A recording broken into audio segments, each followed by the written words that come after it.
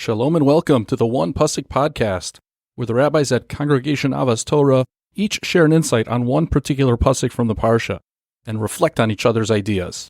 Rabbinic banter, I like to call it. I am Chaim Pupko, and I am joined by my dear friends and teammates, Rabbi Daniel Goldberg Shalom. And Rabbi Morty Kisus. Shalom.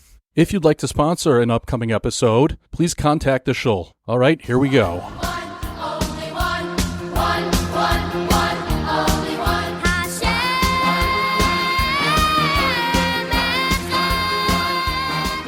Okay, our Parshas Shelach, features the story of the sin of the spies. Moshe dispatches 12 spies to scout out the land of Canaan.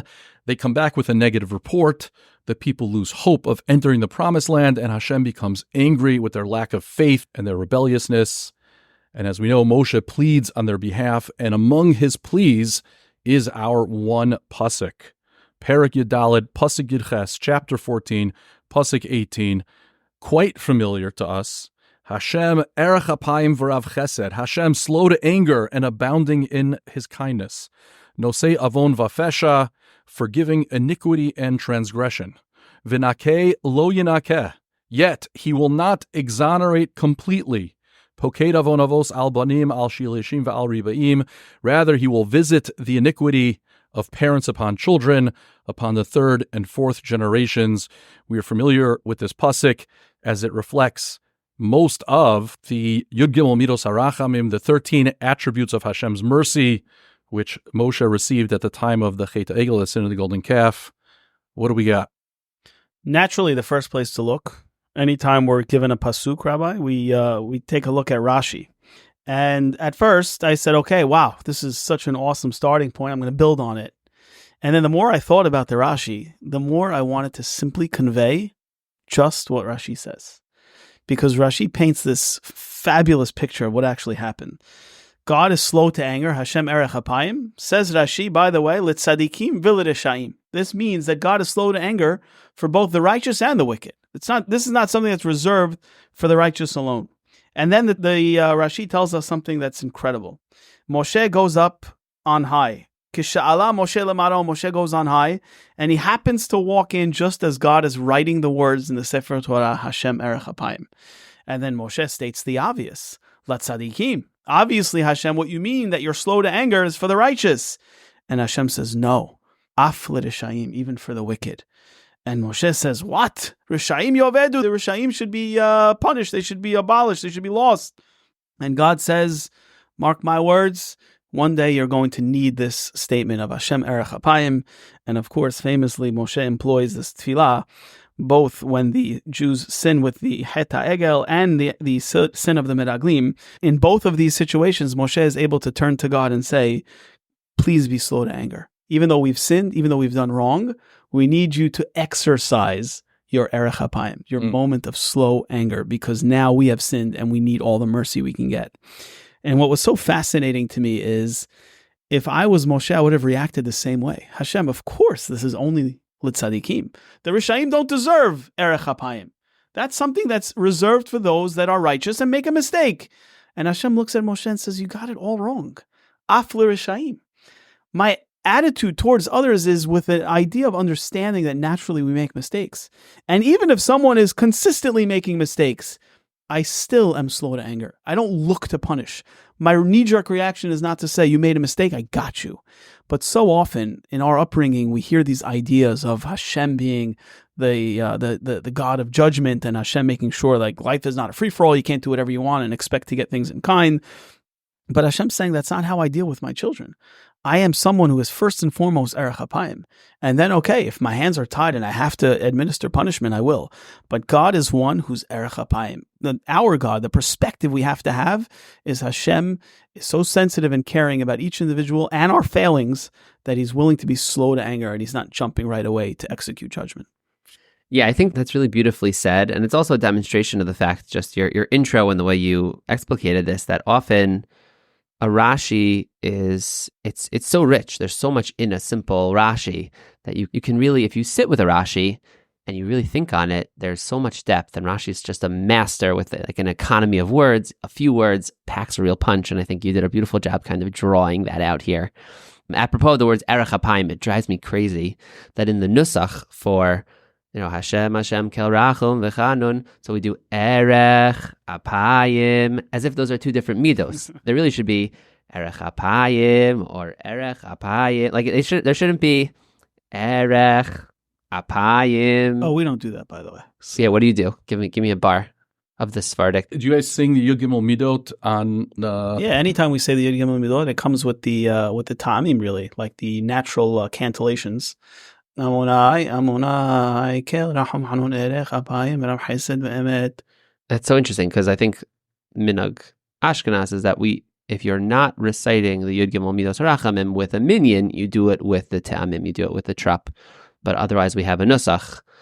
But of course, it seems like our nusach, I don't know, this is something that bugs me with the nusach. There are definitely a bunch of things that bugs me, but that one's not on my list. Erech slow to anger. That's how the song goes. As opposed to the tune grouping the word with another phrase, which is like, that's worse. But it's a dash. It should be erech apayim. I don't know, erech, slow. No, there's anger. no question from a technical standpoint. You're right. I think there's something. Yeah. I think there's something there. There Rabbi definitely. Pupko, it's going to bother you next time you hear it. Yeah. I'm going to think about it, but I don't know if it's going to bother me. I'm trying to fix the nusach. Yeah, I'm thinking of some way to kind of patch that up. An idea that dovetails, I think, nicely with what you're saying in terms of just understanding Hashem as fundamentally merciful, not looking to mete out punishment to us and to catch us, a gotcha. So the really theologically challenging part of the Yud Gimel Midos, and expressed here in this pasuk, that Hashem benakeh lo yinakeh, Hashem does not wipe our slate clean. Poked avon avos al banim al shileshim ve'al ribeim, that Hashem doles out punishment to you, to your children, to your grandchildren, your great-grandchildren, which is a very frightening idea. Now, I think the simplest explanation of that, though it only maybe partially mitigates how frightful it is that it's like a payment plan. That instead of Hashem giving you a big patch, a big punishment, so he does it in 4 easy payments, which helps to make it a little more palatable. I think the mashal Chazal give is like breaking a big boulder into small rocks. But still, it's a lot. It's a very weighty idea. The Sforno, though, gives a very different explanation for what this looks like in practice. And he reshapes it to something that's actually like extraordinarily gracious, even more gracious than what I've just described, which is ma'arich ad dor revi'i. The Sforno says Hashem waits till the 4th generation, meaning he doesn't punish. It's not but, right? That Hashem forgives, but he's going to dole it out in lesser doses. That's kind of the pashut pshat way to read the pasuk. But he has it that, no, Hashem waits till the 4th generation. He waits to see, is this something that really is so ingrained that you pass it on? This sin is something you pass to your children, and your children pass to your grandchildren, and then to your great-grandchildren, and then Hashem punishes. Then it's something that's really part of who you are and requires punishment. But if it gets excised by the family, if your children are better and don't carry this on, so then you don't get that punishment. That's the Sforno's reading of this, which I think is so beautiful in a certain way, that we think like part of our job is to try and in some ways take the next step in our family to be in some ways better than our parents, and for us to try and pass on to our children our best virtues and hope that they are better than us. And in that way, to kind of weed out from our family things that are inadmirable, things that aren't good. And I think it's a total reshaping of this pasuk, and I think it reads very nicely, and it's a very profound way of thinking about our responsibility vis-a-vis our parents and vis-a-vis our children. So it's interesting because I was thinking about the same thing. I was thinking about the Sforno? Not the Sforno, but I was thinking about the same theological issue of this pasuk. How can children be punished for the sins of their parents? Because one could ask on the approach of that Sforno, why should children be responsible to correct sins of their parents, of prior generations? Not only should they not have to make up for someone else's sins, but if their parents raised them and taught them something that was inappropriate or not correct, they shouldn't be held responsible at all. That's the concept of tinok shenishba. a Jewish child that's raised in a culture that is foreign to Judaism, who learns nothing about his Jewish identity, that child is not held responsible for his lack of a Jewish identity and observance because he was never taught any better. So shouldn't we treat the subsequent generations the same way? Why should they have any responsibility to rectify sins of their parents? So actually, Chazal struggled with this question. They ask it explicitly because Chazal noticed that we have two psukim which seem to say different things. We have our pasuk, which says, Poked avon avos al banim, that Hashem will visit the sins of the parents on the children. There's also a pasuk that says, Uvanim lo yumsu al avos, that children cannot be punished for the sins of their parents. So how do we reconcile this contradiction in the psukim? So the Gemara answers, and this is actually what the Sforno is based on, is that children are only responsible kshe ochzin maaseh avosehem b'yedehen, the rabbis say, when they grab onto the deeds of their forefathers. But again, why should they be responsible for ochzin maaseh avosehem, for grabbing onto the deeds of their parents, if they were raised by their parents who initiated this error? So I want to suggest that what Chazal mean when they use the word ochzin, to grab onto, is not simply that the children continue the ways of their forebears. I think ochzin means to actively grab onto, to pursue, to They're clinging to they're it. clinging to it.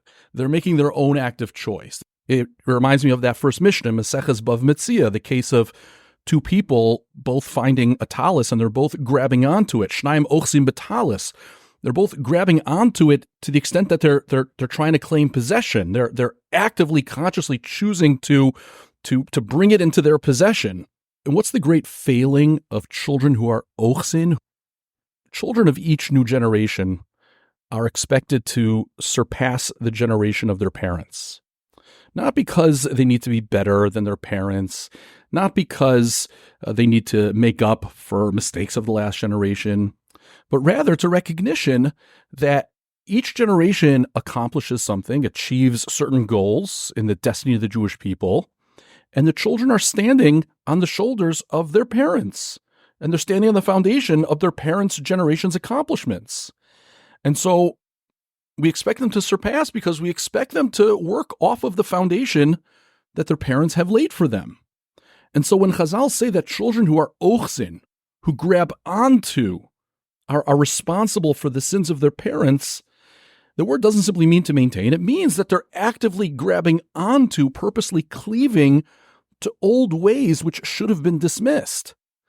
And so in this scenario, children are responsible because they know better. They know they are supposed to advance Jewish destiny. They know they're supposed to build off of the foundation that they were given to continue to grow and to develop. And if they consciously decide not to, then that's why they're held responsible. And here's a real-world example to illustrate this point. We have learned over the last number of decades how addictive nicotine is and how dangerous it is to one's health. And through all sorts of laws and education, the rates of smoking have gone down enormously over the years.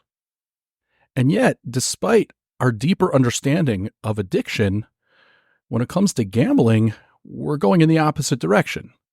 We're relaxing the laws of gambling, even though we understand addiction better than we ever did before. And we understand how gambling can be addictive to some people. And yet we're not learning the lessons of cigarette smoking. And instead, we're going backwards and making it easier for people to gamble.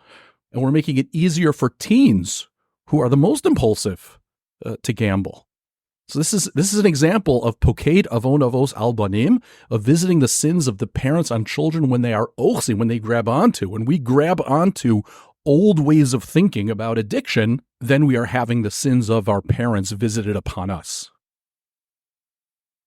But in a more positive sense, this idea that each generation builds off the foundation of the previous generation, that children are expected to surpass their parents by building off of their parents, I think that has played out so clearly in the 20th century, moving into the 21st century, in how observant Jewish life struggled to establish itself here in this country in the early 20th century, but our grandparents and our parents tirelessly worked to build out their communal infrastructure, to build the institutions that would promote Jewish life, to promote Torah and mitzvos. And our generation and our children's generation is born into that community that they built. And so the expectation, not unreasonable, is that they should surpass us, that they should take the baton and carry it the next leg of the race, of the marathon of Jewish destiny. And I think our generation is doing that. I think they're doing that amidst some of the very difficult challenges that are unique to this generation, but it's the reason why that we continue to grow and prosper here and in Israel. It's interesting because we intuitively have no issue with zechus avos. Right. Of course, I entered this world with like a bountiful bank account of my father and grandfather and great-grandmother's mitzvos. Like zechus avos were like, yes, metaphysical. I come in with a big balance already in the account. But like the debts, like, well, of course not. I can't.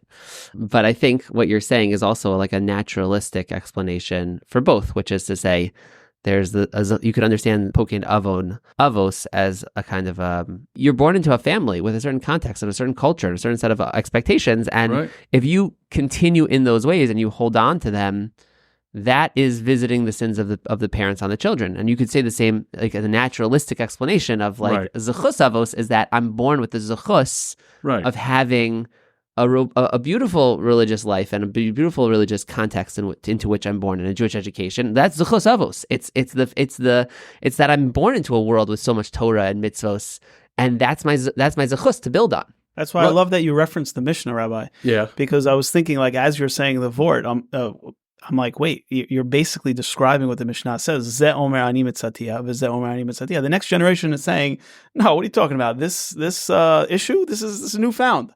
I was the one who invented it. I can't fault my parents for it. Zeh omer ani mitzatia. I was the one who walked in with it. That's Here great. I am. I'm staking claim. This is actually who I am. But in fact, of course, we know, like you're projecting so beautifully, Rabbi Goldberg, it's this concept of, understanding what the fuller picture is and what you provide and how you're supposed to perpetuate your family's legacy. And I think it really falls beautifully into the Mishnah itself as well. That's nice. Do you have any family like things that you grew up with that you thought were totally normal, and then like maybe when you got married or like you realized it's just like my family thing? Yeah, for sure. Kiddush on Shabbos morning. Yeah. Which halachically all you have to do is say Baruch Atah Hashem Elokeinu melech haolam borei pri hagafen. Yeah, and bum. So wait. Okay. So my father Yeah. always started from Im Tashiv Mishavas Raglecha. And every time we have guests, they're like looking around like, what is he saying? Right. Like many people start from Zachor.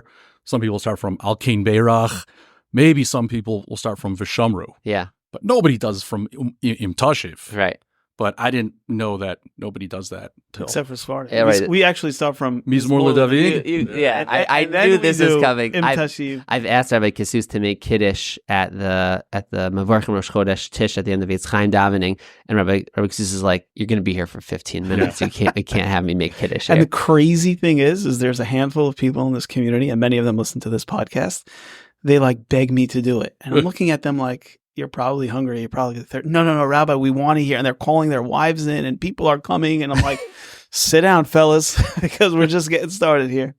Yeah, you have a good example? I have a good example. When in my family, the language for if you need to use the restroom is I need to step out. That's like our, I didn't know that wasn't universally the case. Like, it's like my family thing from Bubby. Quite refined. I need to step out. So when I went to visit my now in-laws when I was dating Dina for the first time. So I said I need to step out.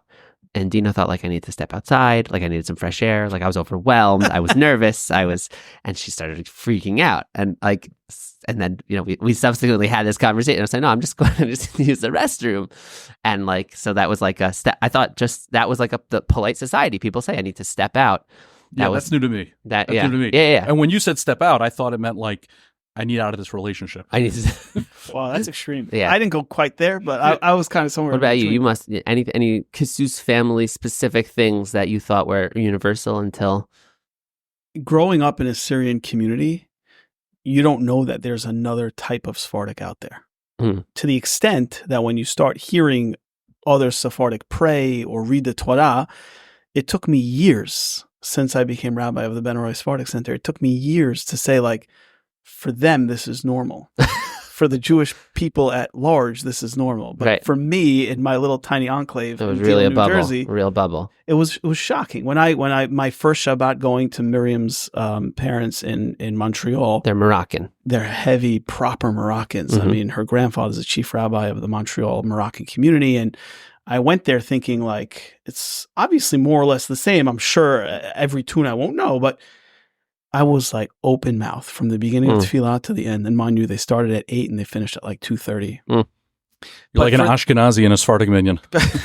Exactly. But for them, it was so normal. It was just like, this is who we are. And then, like, you start to realize, like, you grow up in a certain environment. So it wasn't necessarily a family thing, to answer your question, but I think that was one thing that getting married really, like, helped me see past my own little world. And then obviously becoming the rabbi of the Ben Roy Sephardic Center, it's such an eclectic group of people. And that's the most magnificent thing about our community, is there's literally people from every place of origin.